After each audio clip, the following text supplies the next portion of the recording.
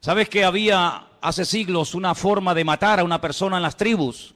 Matarlo lentamente, torturarlo, y era practicar lo que se llamaba el ostracismo. Era no hablarle, no dirigirle la palabra, no saludarlo, ni siquiera mirarlo a la cara.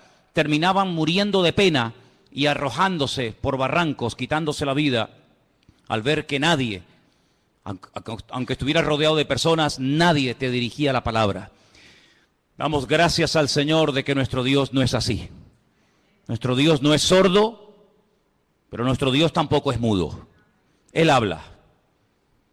Y hay muchos textos a lo largo de la palabra de Dios donde vemos que Dios habla individualmente, colectivamente, durante el día, durante la noche, en momentos de urgencia, en la cárcel, en fin, en muchísimas situaciones, momentos y lugares de la vida.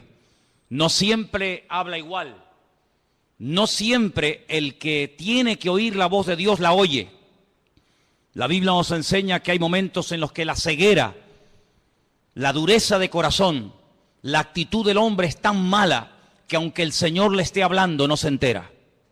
Y es tremendamente triste ver que a veces Dios le habla a la gente, le está mostrando el camino, le está indicando que por ahí no va bien, o por aquí va bien, o esto hay que hacerlo, o aquello no hay que hacerlo, y él ni se inmuta, ni se entera. Es como si el mensaje le pasara por encima de su cabeza. Vamos a ver en esta tarde diferentes formas como Dios nos puede hablar a nosotros, sí, hermanos, en pleno siglo XXI. Hoy en día nuestro Dios también habla. Hechos capítulo 8. Hemos leído, nuestro hermano Marco nos leía, que había comenzado la persecución en Jerusalén. Todo iba muy bonito, todo iba muy bien, pero la persecución comenzó, los creyentes tuvieron que salir despavoridos, huyendo a diferentes lugares. Y la Biblia nos cuenta en el capítulo 8 del libro de los Hechos la historia de uno de los diáconos de la iglesia primitiva. Eran varios, no nos cuenta la historia de todos, pero sí nos da detalles acerca de uno, personalmente, de Felipe. Dice la Biblia que este hombre llegó a tener 4 hijas, después lo vamos a ver, hijas que tenían el don de la profecía, un hombre que tenía un don también que era el de la hospitalidad, daba hospedaje a personas que servían al Señor. Pero este fue una de las personas que salió huyendo y se fue en dirección a Samaria, donde no había llegado el Evangelio. Recuerden que estaban todos en Jerusalén desde el día de Pentecostés, o mejor dicho, desde el día de la Ascensión. Llegó el día de Pentecostés, pasaron unos cuantos días, semanas, tal vez meses, y allí seguían en Jerusalén. La iglesia crecía y crecía, pero no se expandía.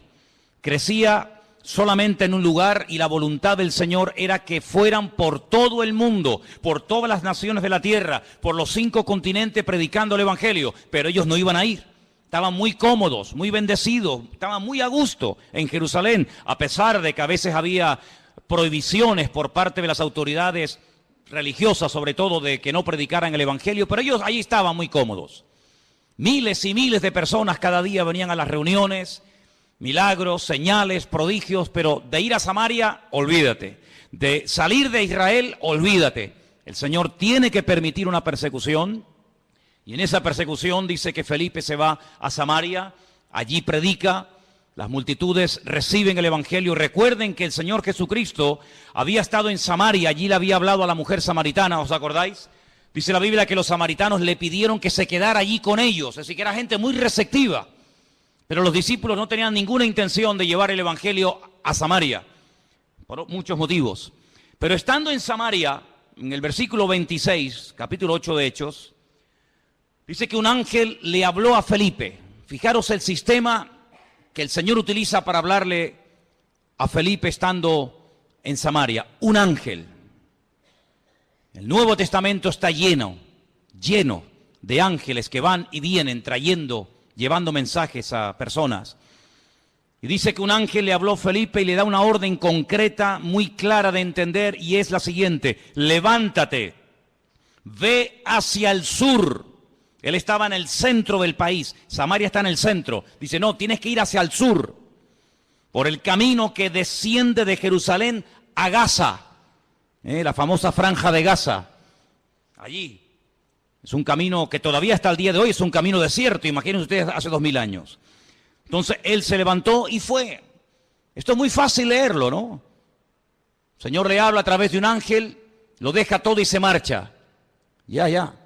Parece muy fácil, pero yo veo gente que llevan aquí años oyendo la voz de Dios, de alguna manera, no digo a través de un ángel, pero a través de predicaciones, a través de consejos, o a través de un libro cristiano, como sea, y todavía no han hecho caso.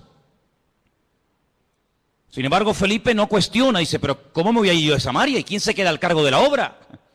Yo he abierto esta obra, yo la estoy pastoreando, yo la estoy atendiendo, la gente es recién convertida, la gente es nueva. Aquí hay un mover de Dios tremendo. ¿Cómo me voy a ir yo de aquí? Y además, ¿a dónde? Me tendré que ir a un sitio mejor, ¿no? No, al desierto.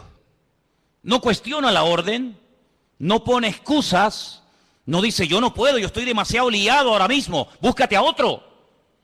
Sino que dice que se levantó y se fue al desierto, en obediencia. Yo llamo a este hombre Felipe el obediente. Amén, hermanos. Felipe el obediente. No cuestiona, no duda, no pospone la orden, sino que dice, se levantó y se fue. Y sucedió, ahora sigue el resto de la historia diciéndonos, que un etíope, eunuco, funcionario de Candace, la reina de los etíopes, el cual estaba sobre todos sus tesoros y había venido a Jerusalén para adorar, volvía sentado en su carro leyendo al profeta Isaías. Ya había ido a Jerusalén, menudo viaje en carro, desde África, desde Etiopía hasta Jerusalén. Un viaje enorme. No fue en avión, no fue en tren, no fue en coche, fue montado en un carro que por muy cómodo que fuera, pues imagínate. Y ahora volvía. El objetivo por el cual había ido de Etiopía a Jerusalén era para adorar a Dios. Primero, él no iba a poder entrar en cualquier parte del templo. Primero, porque no era judío.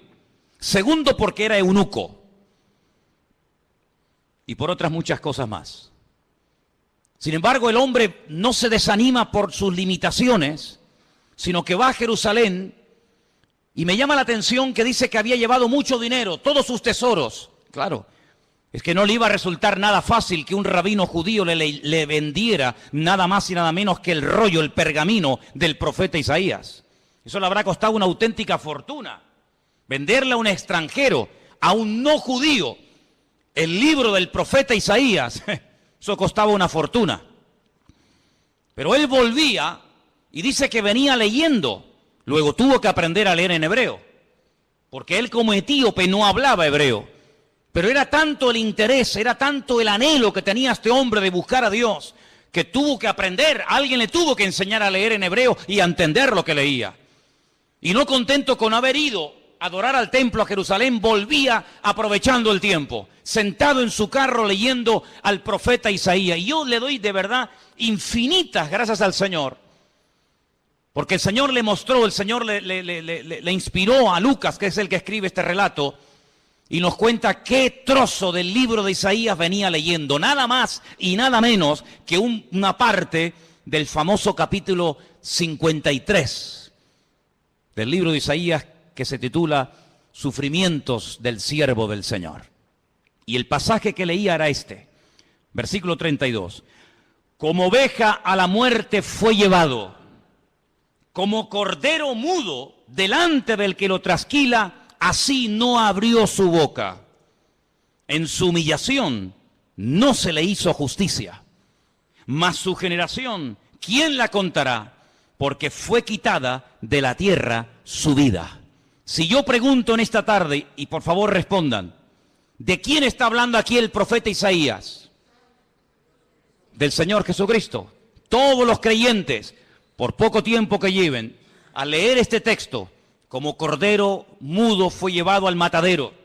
En su humillación no se le hizo justicia. Su generación, ¿quién la contará? Automáticamente tú dices, está hablando de Cristo. Sin embargo, él no lo sabía. ¿Te das cuenta? ¿Te das cuenta cómo a veces tu conocimiento, por poco que sea, puede ser muchísimo en comparación con mucha gente que no sabe absolutamente nada de nada? Un pasaje tan claro, tan fácil, tan sencillo de entender, este pobre hombre no sabía de quién estaba hablando. Y entonces fijaros en el verso 29, ahora no es otro ángel el que tiene que acercarse a Felipe, sino que ahora dice, el Espíritu le dice a Felipe, acércate y júntate a ese carro. Tal vez una voz interior, el Espíritu le habla claramente, el hombre se acerca, presta atención y mira cómo sabía Felipe que venía leyendo al profeta Isaías. Claro, hoy en día es muy fácil tener toda la Biblia debajo del brazo, toda la Torá, todos los profetas, todos los salmos, los evangelios, los libros proféticos, los libros poéticos. Es una maravilla, ¿sí o no? Es una maravilla poder llevar la Biblia, hermanos, y saber toda la historia, lo que Dios hizo en el Antiguo Testamento, lo que hizo en el Nuevo, lo que hará en el futuro, etcétera, etcétera. Conocer todos los detalles de la primera, de la segunda venida de Cristo, el descenso del Espíritu Santo, el arrebatamiento de la iglesia, la manifestación del anticristo. Es una maravilla tener todo en nuestras manos, pero ellos no tenían acceso a las Escrituras en aquellos tiempos. Tenían que aprendérselas de memoria. Y mira cómo Felipe no dice, ¿de quién estará leyendo? ¿Qué? Entendió perfectamente el pasaje, sabía que era un capítulo profético, un capítulo que hablaba de los sufrimientos del Mesías, y sabía que ese hombre, ese pasaje, era del profeta Isaías. Y entonces le hace una pregunta muy interesante. Versículo 30. ¿Entiendes lo que lees? ¿Entiendes algo de lo que estás leyendo? Y él dice, ¿y cómo podré si alguno no me enseñare? Y le rogó a Felipe que se subiera y se juntara con él. Y seguramente viajaron durante días y días viajando por el desierto, hasta que todos conocemos el resto de la historia, cómo este hombre manda parar el carro, este hombre llega a un oasis donde hay agua, pide ser bautizado, el Señor arrebata a Felipe, aparece en otra parte del país, el etíope eunuco se va por su camino, pero añade la palabra gozoso, y todos conocemos el resto de la historia. Incluso la historia nos dice que este hombre llegó a su país, llegó a Etiopía, predicó el evangelio, y hasta el día de hoy, 2000 años después, hay una comunidad de etíopes coptos que creen en el Señor Jesucristo, que son cristianos, y algunos piensan y consideran que es el testimonio, el fruto del testimonio de aquel etíope que aceptó al Señor en el desierto. Es realmente algo increíble. Ahora, yo lo que quiero destacar sobre todo en este pasaje son las dos formas como el Señor le habla a Felipe. Primero, versículo 26, a través de un ángel. Y la segunda forma en el versículo 29, a través del Espíritu, evidentemente a través del Espíritu Santo. Los ángeles aparecen tanto en el Antiguo como en el Nuevo Testamento. Y dicho sea de paso, por si no lo sabías, la primera persona en la Biblia que tiene un encuentro con un ángel es una mujer. Nada más y nada menos que Agar, una egipcia, la madre de Ismael, la madre de las naciones árabes. ¿Qué te parece? O el padre de las naciones árabes. Y así a lo largo de toda la Biblia encontramos ángeles que hablan a personas en momentos puntuales. Dice la Biblia que algunos a lo largo de la historia dieron hospedaje a ángeles pensando que eran personas. Y no se daban cuenta de que aunque comían y hablaban y respiraban y los podías tocar, lo que tenían delante de ellos eran auténticos ángeles. Y si no, miren el caso de Abraham, invitando a comer a ángeles, invitando a comer Lot, el sobrino de Abraham, a ángeles en su propia casa. Cómo los ángeles guiaban a los profetas en el Antiguo Testamento, cómo le indicaban por aquí sí, por aquí no, cómo un ángel le habló a María, cómo un ángel le habló a Daniel, cómo un ángel llegó a una cárcel y abrió la celda y sacó a Pedro de la cárcel. Y toda la Biblia está llena de manifestaciones de ángeles. Y dice la Biblia que son espíritus ministradores que están al servicio de los que han heredado la salvación, es decir, a nosotros. ¿Cuántos dicen amén? Y lo más grandioso de todo esto que dice que el ángel del Señor, el mensajero del Señor, acampa alrededor de los que le temen y los defiende. Bendito sea Dios. Pero también habla el Espíritu. Y hay 7 versículos en el Nuevo Testamento que son iguales, 7 versículos idénticos. El que tiene oídos para oír, oiga lo que el Espíritu dice a la iglesia. Están en las famosas cartas de Juan a las iglesias del Apocalipsis, ¿verdad? Allí al final de la Biblia. Si vamos a otro pasaje del Nuevo Testamento, en el capítulo 13, versículo 2, vemos que el Espíritu Santo no solamente habla a nivel personal a una persona, como el caso de Felipe, sino que también en un momento determinado, en un culto donde hay mucha gente, el Espíritu Santo puede hablar e incluso dar nombres propios, nombres de personas. Sí, ya sé que esto es muy delicado, no se puede así por la vida, ¿verdad? Inventando cosas, pero el Espíritu, fíjense cómo se mueve aquí en el libro de los Hechos de una forma tremenda. Hechos capítulo 13, verso 1. Dice que había en la iglesia de Antioquía, en esa iglesia había profetas y maestros. Qué bonito, ¿no? Profetas y maestros.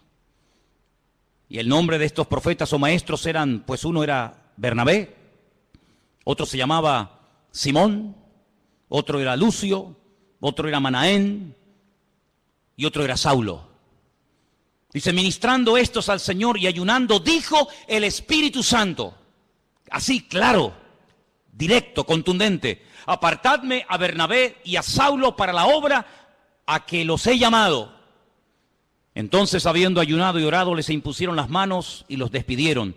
Y ellos entonces, enviados por el Espíritu Santo, descendieron a Seleucía y de allí navegaron a Chipre. Es decir, el primer viaje misionero de la historia, primera pareja, primer grupo de personas, en este caso dos, Bernabé y Pablo, llamados específicamente en un culto público para la obra misionera, fue porque el Espíritu Santo habló a la iglesia. Y necesitamos como nunca antes que el Espíritu Santo hable a nuestras vidas y hable en nuestras congregaciones. ¿Cuántos dicen amén? Dos formas como Dios puede hablarnos y revelarnos su palabra a través de un ángel, pero cuidado, porque el apóstol Pablo, profundizando más en el tema, dice, si un ángel del cielo se os presenta y os predica otro evangelio diferente al que habéis recibido, al que habéis oído, tenerlo por anatema, tenerlo por maldito, porque no hay otro evangelio más que el que yo os he predicado. ¿Cuántos dicen amén? La Biblia nos enseña que en el mundo angelical se produjo una vez una auténtica rebelión, porque Dios no creó a los ángeles como robots, incapaces de rebelarse, sino que vemos que antes de la rebelión, antes de la caída y desobediencia del hombre, ya previamente algunos, no todos, algunos de los ángeles ya se habían rebelado en contra del Señor. Es un misterio si todavía se pueden seguir rebelando o no, lo dejamos ahí en puntos suspensivos. Pero Dios los creó con la capacidad de rebelarse en contra del mismísimo Creador y en algunos casos lo hicieron. Y por otra parte, el Señor Jesucristo dijo que cuando Él se fuera, Él le rogaría al Padre para que enviara a otro Consolador para que estuviera con su pueblo para siempre. Dice, y Él tomará de lo mío y os lo hará saber. Él os recordará todo lo que yo os he dicho. Él os enseñará lo que ha de venir. Por lo tanto, la iglesia tiene que afinar los oídos para oír la voz del Espíritu Santo hablando a su corazón. ¿Cuántos dicen amén? Pero hay otras formas como Dios puede revelarnos su voluntad. Capítulo 9 de Hechos, un poquito más adelante. Capítulo 9 nos relata la conversión de Pablo. Es el único personaje que en 3 ocasiones diferentes en el mismo libro nos cuenta su testimonio. Capítulo 9, capítulo 22 y capítulo 26. Interesantísimo, ¿eh? Qué conversión tan espectacular tuvo que ser la de este hombre. Qué impacto tan grande produjo la conversión de Saulo, que no se cuenta una vez ni dos, sino 3. 3 ocasiones contando su testimonio en 3 lugares y circunstancias diferentes. En el capítulo 9, cuando el apóstol Pablo está recién, por así decirlo, impactado por el Señor, el versículo 10 dice, había entonces en Damasco un discípulo llamado Ananías, a quien el Señor le dijo en visión. Otra forma, el Señor le dijo en visión. No es algo que se inventó, no es algo que él dice, me parece que no. El Señor le habló claramente a través de una visión y le menciona por nombre, le dice Ananías. Luego la visión no es para Juan, no es para Pedro, no es para Tomás, es para ti, para Ananías. Y él dice, heme aquí, Señor. Y el Señor le dijo, levántate y ve a la calle que se llama Derecha. Busca en casa de Judas a uno llamado Saulo de Tarso, porque él está allí orando. Sí, las instrucciones que le da el Señor son tremendas. No hay género de duda. No puede ir a cualquier parte. Es a la calle llamada Derecha, a una casa cuyo dueño se llama Judas. Y tiene que orar por un hombre que se llama Saulo, que además ha nacido en una región, en una colonia romana que se llama Tarso, y que está allí orando. Madre mía, como para equivocarte, hijo. Ha visto en visión a un varón llamado Ananías, que entra y le pone la mano encima para que recobre la vista. Ya Pablo sabía que el que iba a orar por él, el que le iba a ministrar, se llamaba Ananías. Es interesante esto, ¿eh? Podríamos hablar mucho acerca de cómo incluso el que va a recibir oración ya sabe quién va a ir a orar, a imponerle las manos para que recobre la vista. Así que fue una visión lo que el Señor le permite tener a Ananías. Que el Señor sabía que estaba allí, que en cualquier momento podía utilizarlo como instrumento para ir a orar por una persona que a priori Ananías dice, pero Señor, es un peligro, yo me juego la vida si voy a orar por este hombre. Porque dice Ananías, verso 13, Señor, hemos oído de muchos acerca de este hombre. ¿Cuántos males ha hecho a tus santos en Jerusalén? Este hombre es peligroso, este hombre no se anda con chiquitas. Y aún aquí tiene autoridad de los principales sacerdotes para aprender a todos los que invocan tu nombre. Y el Señor le da instrucciones y lo calma, ¿verdad? Y le dice, tranquilo, porque vas a orar por un hombre que va a ser un instrumento tremendo en mis manos. Este hombre va a llevar mi nombre en presencia de los gentiles y de reyes y de los hijos de Israel. Fíjate qué triple ministerio. Porque yo le mostraré cuánto le es necesario padecer por mi nombre. Medida por medida, como dice el refrán. Él ha hecho padecer a mis santos, yo le haré padecer a él. Así como él hizo padecer a los demás, también él experimentará en carne propia lo que sufre un creyente cuando es perseguido, cuando es calumniado, cuando es encarcelado, cuando es torturado, así como él lo hizo a los demás, yo permitiré que se lo hagan a él, para que él sepa también lo que sufrieron aquellos que recibieron su justo trato, ¿verdad? Así que ya vamos por tres formas diferentes. Vimos en el verso 26 un ángel, en el verso 29 el Espíritu Santo hablándole a Felipe. Ahora en el capítulo 9 vemos al Señor hablándole a través de una visión a un discípulo llamado Ananías en la ciudad de Antioquía. Si vamos, por ejemplo, al capítulo 17 del libro de los Hechos, versículo 10, fijaros qué interesante esta porción. Hechos capítulo 17, versos 10 y 11. Inmediatamente los hermanos enviaron de noche a Pablo y a Silas hasta Berea. Ellos, habiendo llegado, entraron en la sinagoga de los judíos. Y estos eran más nobles que los que estaban en Tesalónica, pues recibieron la palabra con toda solicitud, escudriñando cada día las Escrituras para ver si estas cosas eran así. Así que creyeron muchos de ellos y mujeres griegas de distinción, dice aquí, y no pocos hombres. La forma más tradicional, la forma más normal, como en el día de hoy a nosotros nos puede y nos debe de hablar el Señor, es a través de las Escrituras, a través de la palabra escrita del Señor. En ella vamos a encontrar las respuestas a todas nuestras preguntas. En ella vamos a encontrar ejemplos. En ella vamos a encontrar personajes que se encontraron en situaciones muy parecidas o similares a las tuyas. ¿Qué hacer en momentos de calumnia, de soledad, de enfermedad, de incomprensión? ¿Qué hacer cuando quiero agradar a Dios y me cuesta deshacerme de ciertas y determinadas ligaduras o obligaciones, entre comillas, que me impiden servir al Señor? En la Biblia vas a encontrar la respuesta a eso y a mucho más de lo que tú te puedes imaginar. Y por eso queda reflejado, queda plasmado en el libro de los Hechos que los hermanos de Berea eran personas, dice la Biblia, nobles. Porque dice que cada día escudriñaban después del mensaje si lo que Pablo les acababa de enseñar era realmente así o no era así. Eso es como si ahora al terminar el culto, yo cojo y me voy a casa y ustedes se reúnen aparte en este salón o por varios grupos y comienzan a debatir, comienzan a hablar entre ustedes diciendo, hermanos, pastor, esta tarde nos ha hablado de esto, ¿qué opinas? Pues oye, lo que ha dicho es cierto o no es cierto, o lo dice aquí o lo dice allá. Así hacían los hermanos de Berea, pero no con un espíritu crítico, no para buscarle el fallo, no para criticar o cuestionar la enseñanza, no, sino para reafirmarse en lo que aparentemente parecía del Señor, pero ellos querían no solamente oír, sino que la palabra avalara, que la palabra, ¿verdad?, apoyara el mensaje, la enseñanza del apóstol Pablo, lo cual me parece excelente. ¿Cuántos dicen amén? Personas que sabrían, bueno, tú tienes algo que decir, venga, sube, compártenos, predícanos, ¿has terminado? Sí, ¿tienes algo más que decir? No, Muy bien, gracias hermano, que Dios te bendiga. Ahora nos quedamos un momento, opinamos, charlamos, escudriñamos las Escrituras para ver si ese argumento que nos presentó tiene base bíblica, para ver si eso que nos dice de que aquel hombre era el Mesías y era el verdadero, a ver si es así, si no es asado. Realmente algo increíble. Así deberíamos de ser todos nosotros.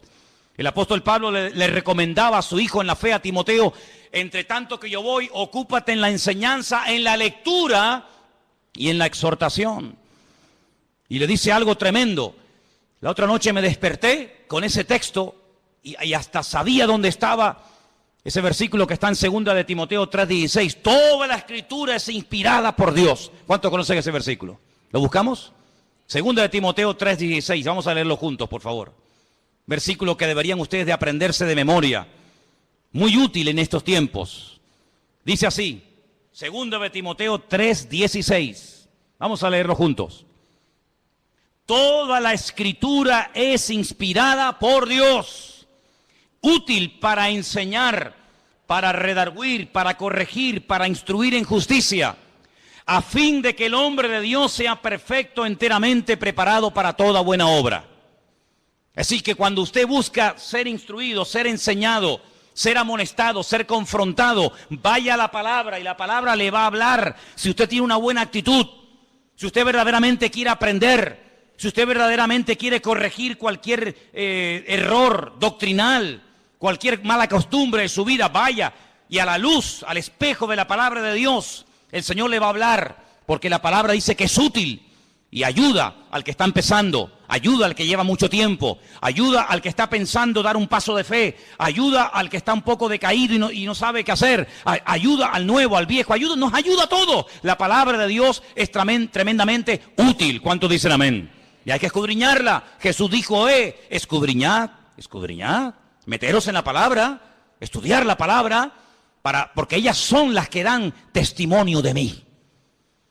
Me llama mucho la atención que cuando el Señor Jesucristo resucitó, en una de las apariciones, va caminando por un camino, llamado el famoso camino de Emaús, y se acerca a dos personas que van desanimadas, van desilusionadas, porque ellos tenían una expectativa, ellos tenían la confianza de que el Señor Jesucristo era el verdadero Mesías, y como no se han cumplido aparentemente sus expectativas, van tristes, cabizbajos, van caminando, debatiendo entre ellos, y de repente se aparece el Señor y se une a la conversación.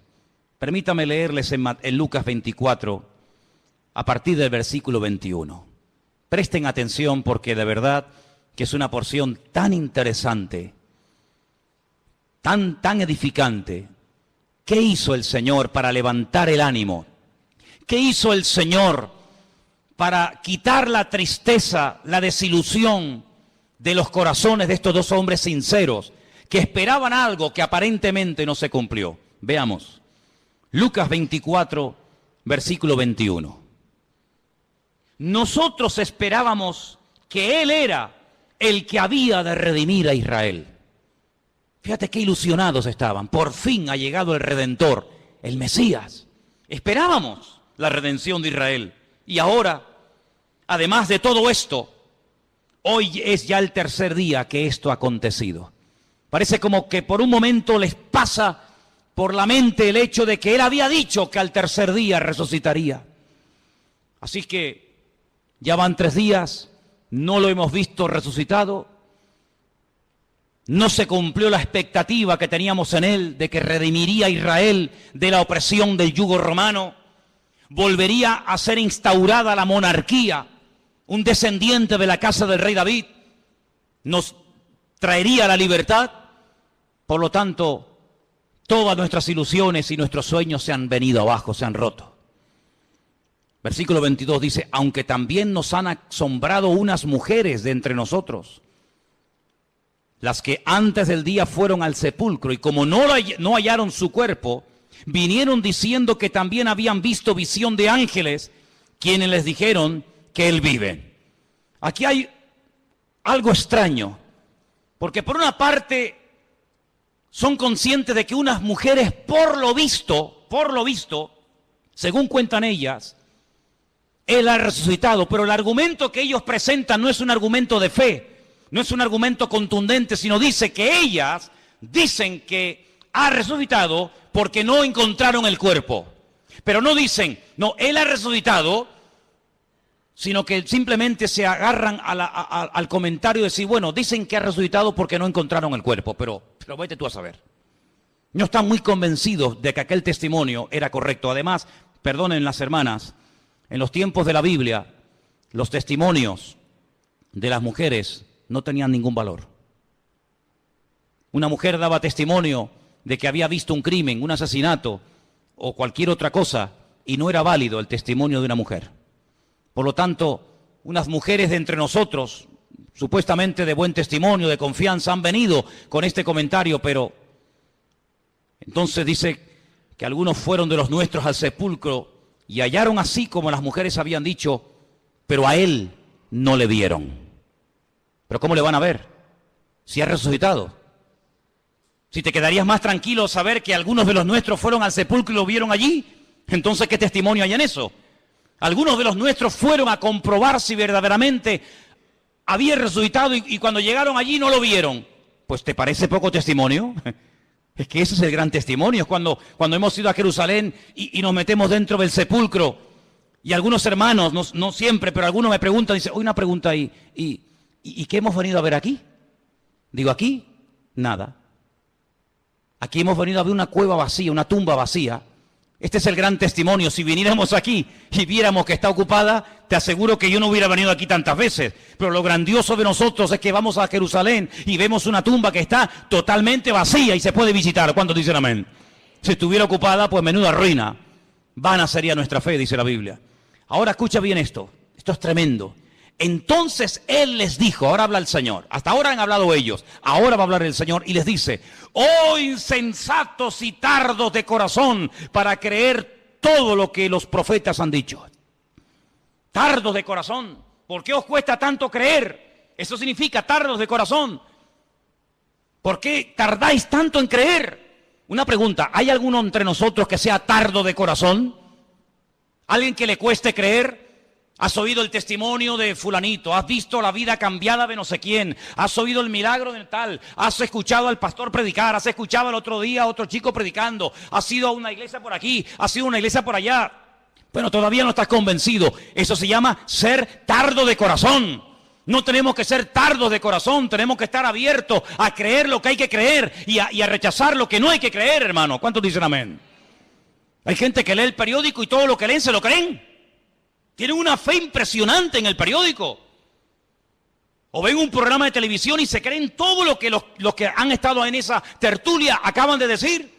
Pero después cuando leen la Biblia, la dudan y la cuestionan. O sea, en el periódico no hay que tener fe. Donde hay que tener fe es en la palabra de Dios. ¿Cuántos dicen amén?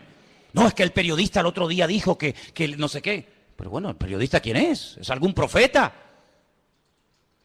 Me dice, tardos de corazón. ¿No era necesario que el Cristo padeciese estas cosas y que entrara en su gloria? ¿Es que acaso ha ocurrido algo por casualidad? ¿Es que se le ha ido de las manos el control al Eterno? ¿No era necesario que ocurriera todo esto? Su muerte, su crucifixión, su rechazo, su resurrección. ¿Era necesario todo esto? Todo ha salido perfecto. Todo ha salido perfecto. Es que Pilato podía haberle librado de la muerte, pero gloria a Dios que no le libró, aunque suene fuerte, ¿sí o no? Gloria a Dios que no dijo, pues no, yo aquí mando, yo soy el gobernador y os vais todos para casa. Yo a este hombre lo encuentro inocente y lo perdono. Venga, Jesús, vete para casa. Menuda ruina. Yo doy gloria a Dios que Pilato, a pesar de que sabía que era un hombre justo e inocente, lo mandó a crucificar. ¿Tú no? Yo me alegro muchísimo de que nada ni nadie pudo librar de la muerte al Señor. Nada ni nadie. Yo le doy gracias al Señor de que aguantó la tentación de no bajarse de la cruz cuando le decían, si eres el Hijo de Dios, bájate y demuéstralo. Él podía haber dicho, pues mira, te lo voy a demostrar, hombre. Ya me tenéis hasta las narices. Pero yo doy gracias al Señor de que no se bajó. Yo doy gracias al Señor que se murió y que murió como tenía que morir. Y también doy gracias al Señor porque todas las profecías que estaban escritas acerca de él se cumplieron perfectamente. Y por eso él les dice, todo esto era necesario. Y comenzando desde Moisés, desde la Torá, el Pentateuco, siguiendo por todos los profetas, Isaías, Jeremías, Habacuc, Sofonías, Abdías, Malaquías, etcétera, etcétera, etcétera, les declaraba en todas las escrituras lo que de él decían. Aquí menciona a Moisés, la Torá, menciona a los profetas y menciona las escrituras. Y con esas tres palabras en hebreo forman la palabra Tanaj. Así se llama el Antiguo Testamento en hebreo, Tanaj, que es la unión de la Torá, de los Neviín y de los Ketubín, de los profetas, de los escritos y de la ley de Moisés, la Torá. Y les abrió los ojos y les mostró cómo a través de las escrituras tenían que creer que lo que había ocurrido no era producto de la casualidad. Y por eso, amados, nosotros tenemos hoy en día una herramienta tremenda. Podemos estar seguros de que Jesús no fue un impostor.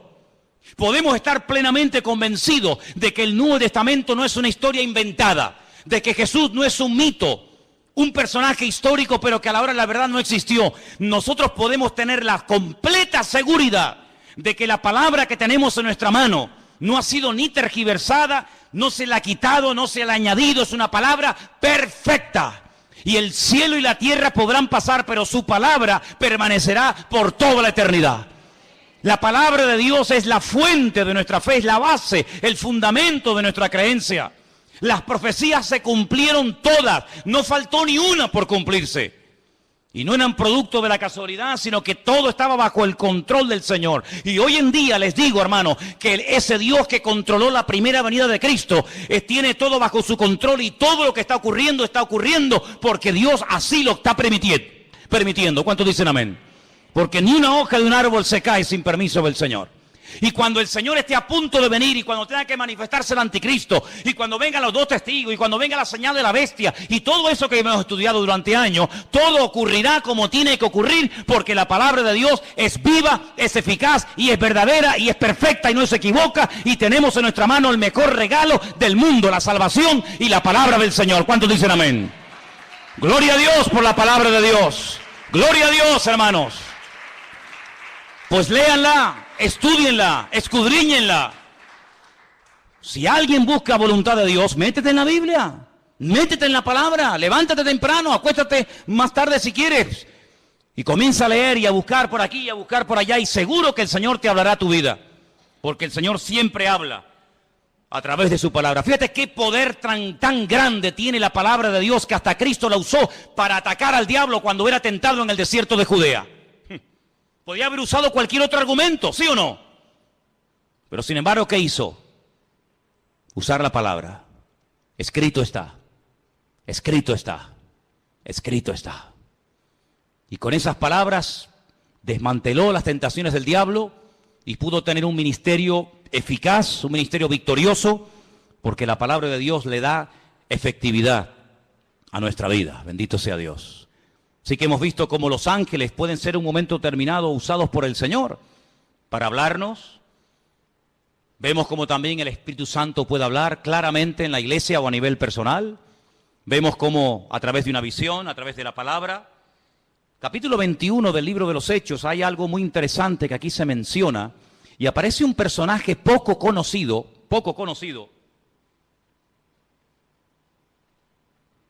pero que trae un mensaje muy interesante.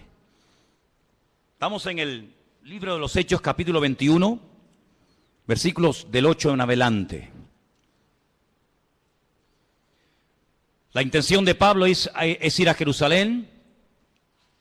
Él está de visita en la casa de Felipe. Volvemos otra vez a mencionar a Felipe, aquel que le testificó al etíope eunuco en el desierto, ¿os acordáis?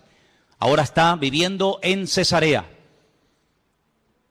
Se menciona no el nombre de su esposa, pero sí nos dice la Biblia que tenía 4 hijas que eran profetisas, eran doncellas. Vamos a leer. Hechos capítulo 21, verso 8. Al otro día, saliendo Pablo y los que con él estábamos, fuimos a Cesarea, y entrando en casa de Felipe, el evangelista, ya no es el diácono, ahora ya tiene un título, ahora ya se le reconoce que tiene un ministerio, y es el de evangelista. Dice que era uno de los 7 posamos con él. Este tenía 4 hijas doncellas que profetizaban. Qué bonito, ¿no? 4 hijas doncellas que profetizaban. Pero a Pablo no le dijeron nada. Es interesante, ¿eh? 4 hijas doncellas que profetizaban, pero a Pablo no le comunicaron absolutamente nada. Tiene que venir un varón, versículo 10, permaneciendo nosotros allí algunos días, descendió de Judea un profeta llamado Agabo. No hay ningún libro en la Biblia, libro del profeta Agabo. Pero era un profeta, eso lo dice la Biblia. Y dice que vino a vernos, tomó el cinturón, el cinto de Pablo, se ató los pies y las manos y dijo, esto dice el Espíritu Santo. Agárrate. Así atarán los judíos en Jerusalén al varón de quien es este cinto y le entregarán en manos de los gentiles. Tremendo, ¿eh? Si el Señor le está advirtiendo, no prohibiendo, que es muy diferente, ¿eh? Una cosa es que Dios te advierta de un peligro y otra cosa es que Dios te prohíba hacer o decir o ir a un determinado lugar.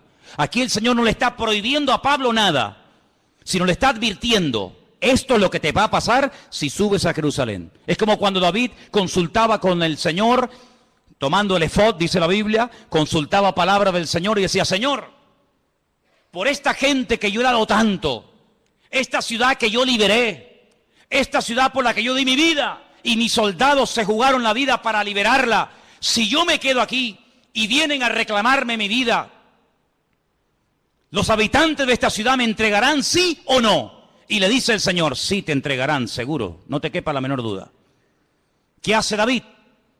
Sabiendo que si se queda en la ciudad, le van a entregar, David coge y se marcha. Tenía las 2 opciones, era algo futurible, algo que podía ocurrir. Depende de la actitud del que recibiera el mensaje. Si te quedas, te entregan. Si te vas, no pasa nada. En este caso, Agabo, este profeta que viene de Judea, le dice al apóstol Pablo, mira, así como yo me estoy amarrando con tu cinturón, es un mensaje objetivo para que lo entiendas, así como me están amarrando con tu cinturón, así te van a amarrar a ti como subas a Jerusalén. ¿Qué hace Pablo? Sigamos leyendo. Versículo 12. Al oír esto, le rogamos nosotros y los de aquel lugar que no subiese a Jerusalén. Entonces Pablo respondió, y miren lo que dice, ¿qué hacéis llorando y quebrantándome el corazón? Porque yo estoy dispuesto no solo a ser atado, mas aún a morir en Jerusalén por el nombre del Señor Jesús. Tremendo, ¿eh? Como no le pudimos persuadir, desistimos diciendo, hágase la voluntad del Señor. A veces le decimos a una persona, no hagas esto, no hagas tal, no hagas cual. Pero en resumidas cuentas, lo que tenemos que orar es, Señor, que se haga tu voluntad en la vida de esta persona. Obligar a una persona a hacer algo que en el fondo no quiere hacer no sirve de nada, porque en cuanto te dé la espalda lo va a hacer. Señor, yo ya le he hablado, Señor, yo ya le he dicho lo que hay, lo que le puede pasar, pero que se haga tu voluntad, porque yo no soy Dios. Haz tú la obra en este hombre o en esta persona. ¿Cuántos dicen amén? Tú sabes lo que te va a pasar. Te van a atar, te van a meter mano, lo vas a pasar mal. Te pedimos, por favor, hermano, que no subas. Yo no sé, y permítame dar una opinión personal, yo no sé si Pablo se equivocó. Yo no sé si Pablo tenía que haber sido más precavido y podía haber dicho, bueno, pues, ¿qué necesidad tengo yo de subir a Jerusalén? Voy a seguir predicando en otros lugares. Yo no sé si Pablo pecó de imprudente. Lo que está bien claro es que Pablo no tenía la prohibición de no subir. Si el Espíritu le hubiera dicho que no subiera, Pablo no hubiera subido, te lo puedo asegurar. Porque Pablo era un obediente a la voz del Señor. Había momentos en los que Pablo quería ir a predicar a un lugar y el Espíritu se lo prohibía y Pablo no insistía. Pablo decía, bueno, pues si no quiere el Señor, no voy, y punto. Había momentos en los que Pablo se dejaba descolgar en un canasto por un muro para salir huyendo, porque él entendía que era el momento de huir, pero hay momentos en los que es el momento de quedarse. Y Pablo entendió que tenía que subir a Jerusalén a pesar de lo que le han advertido que le va a pasar. Luego, aquí hay un mensaje profético personal en la vida de Pablo, que Pablo lo tiene en cuenta, pero por encima de esa palabra profética, por encima de esa palabra de advertencia, diríamos más bien, el apóstol Pablo decide subir y todos conocemos el resto de la historia. La vida de Pablo dio un giro total y absoluto a raíz de esa decisión de subir a Jerusalén. Sabemos todos, en fin, todo lo que se le vino encima. Dios puede hablar también, ¿cómo no?, a través de palabras proféticas, sí, claro que sí. Pero Pablo, por encima de la palabra profética, y este era un profeta verdadero y genuino, por encima de esa palabra, pone el sentir de su corazón y su relación con Dios, y el argumento que presenta es este: no me estéis lloriqueando ni quebrantándome el corazón, porque quiero dejar bien claro que no solamente estoy dispuesto a que me aten y me torturen, sino estoy dispuesto incluso a dar mi vida, si hace falta, por la causa del Evangelio y por mi Señor Jesús. Lo tenía clarísimo en su vida. Así que hemos visto cómo los ángeles, el Espíritu Santo, a través de una visión, el Señor también con voz audible, como no, a través de profecías, pero también hemos visto muchas veces en la palabra de Dios que Dios habla a través de sueños, ¿sí o no? Muchas veces. El caso de José, el caso del otro José, el del Nuevo Testamento, que dice la Biblia que el Señor le habló en un sueño, que tenía que aceptar a su mujer, que no la había engañado, que no la había mentido, ¿verdad? Hay momentos en la Biblia en los que Dios habla a través de sueños. La Biblia dice que una de las señales de los últimos tiempos es que los ancianos tendrán sueños y los jóvenes tendrán visiones. Lo dice el profeta Joel en el capítulo 2. Los jóvenes tendrán visiones y los ancianos soñarán sueños. Y si quieres saber si eres joven o anciano, pues mira a ver qué estás. O estás teniendo visiones o estás teniendo sueños. Y ahí ya sabes por dónde van los tiros, ¿no? Pero dicho sea de paso, lo más importante de todo esto es siempre lo que la palabra de Dios termina como conclusión diciéndonos. Podemos tener sueños, podemos tener visiones, podemos tener un sentir. Alguien nos pudo decir por ahí no sé qué cosa, pero no te olvides que el Señor hoy en día, como habla a su pueblo y a su iglesia, es a través de su santa y bendita palabra. ¿Cuántos dicen amén? Es a través de la palabra de Dios que sabemos lo que tenemos que hacer. Y quiero terminar leyendo en Hechos capítulo 1. Hechos capítulo 1. Para que veáis cómo hay un texto que en aquellos días de espera, desde la ascensión de Cristo hasta que llega el día de Pentecostés, ellos están estudiando la palabra, ellos están analizando las Escrituras y llegan a un texto que dice lo siguiente, Hechos capítulo 1, versículo 20. Hechos 1, versículo 20. Esta palabra que vamos a leer, ellos la leyeron del Salmo 69. Salmo 69 dice así: está escrito en el libro de los Salmos, sea hecha desierta su habitación y no haya quien more en ella. Tome otro su oficio y tome otro su oficio. Ellos interpretaron por este versículo del Salmo 69, repito, ellos interpretaron que había quedado un vacío cuando Judas, uno de los discípulos, se ahorcó y se quitó la vida.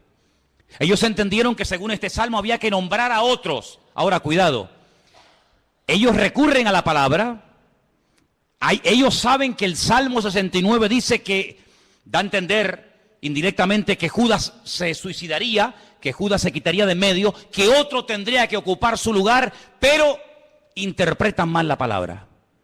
Ellos hacen una votación, ellos dicen, bueno, fulanito o menganito. Dice que echaron suertes. La suerte cayó sobre un discípulo fiel que había estado con ellos desde el principio, llamado Matías. Ellos deciden que Matías sea el que ocupe el lugar de Judas, el que se ha ahorcado, pero nosotros sabemos, por la historia bíblica, que así no se mueve el Señor. Hemos visto cómo Dios habla por sueños, por visiones, por profecías, por la palabra, el Espíritu Santo, pero nunca a través de la suerte. Nunca a través de echar suertes. ¿Será fulano? ¿Será mengano? No. Ese sistema es un sistema humano. No es un sistema divino. Y aquí de lo que se trata no es de adaptar, no es de utilizar los sistemas humanos para saber la voluntad de Dios, sino de descubrir los sistemas de Dios para hablarle a los seres humanos. ¿Cuántos dicen amén? Sí, Dios suplirá todas vuestras necesidades. ¿Quién suplirá nuestras necesidades? Dios. ¿Qué dice Filipenses 4:19? ¿Alguien lo sabe de memoria? ¿Alguien sabe Filipenses 4:19 de memoria? Mi Dios, pues, suplirá todas vuestras necesidades conforme a su riqueza en gloria en Cristo Jesús. Mi Dios suplirá. ¿Quién suplirá las necesidades de un pastor? ¿Quién? ¿Quién suplirá las necesidades tuyas como oveja? ¿Quién suple las necesidades de la iglesia? Mi Dios. ¿Sí o no? Dígalo fuerte. Mi Dios suplirá mis necesidades. Pero vamos a comprar la lotería por si acaso. Vamos a ver.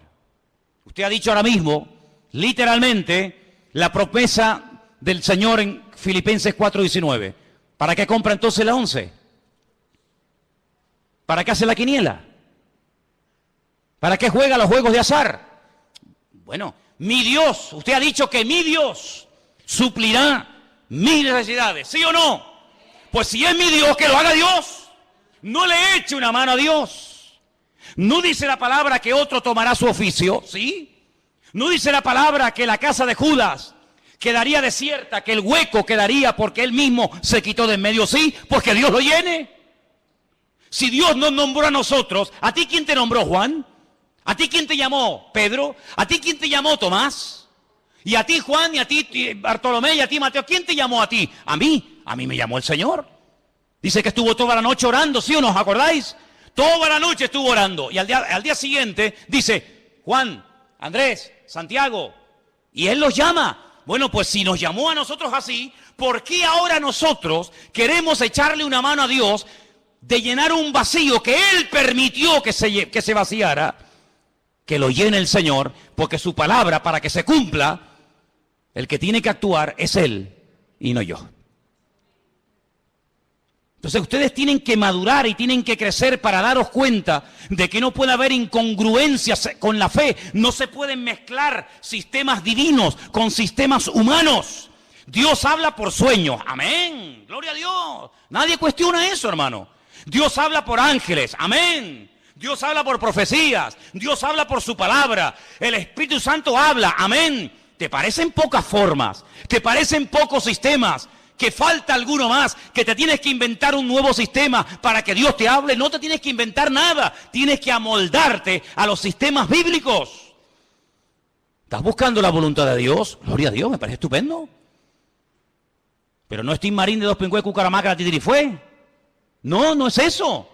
Señor, háblame. Y el Señor te puede hablar esta noche. El Señor te puede hablar en una profecía. Cuando el Señor quiso utilizar a David para que fuera el segundo rey de Israel, le dijo a Samuel, vete a la casa de Isaí, son 8 hermanos, ponga en una bolsa los 8 nombres y venga, vete sacando.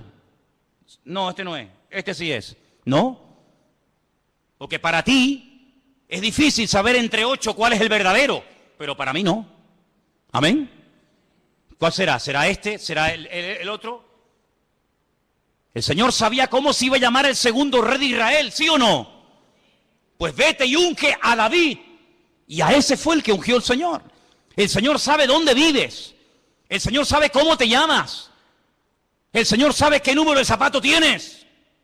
Tu DNI lo conoce el Señor, tu ADN, tu grupo sanguíneo. Lo conoce absolutamente todo. Dice que nuestro embrión nuestros ojos vieron al Señor. Por lo tanto, amados hermanos, no tengamos temor de que no vas a saber qué hacer en la vida, porque el que busca halla, el que llama se le abrirá y el que pide recibe, dice la palabra.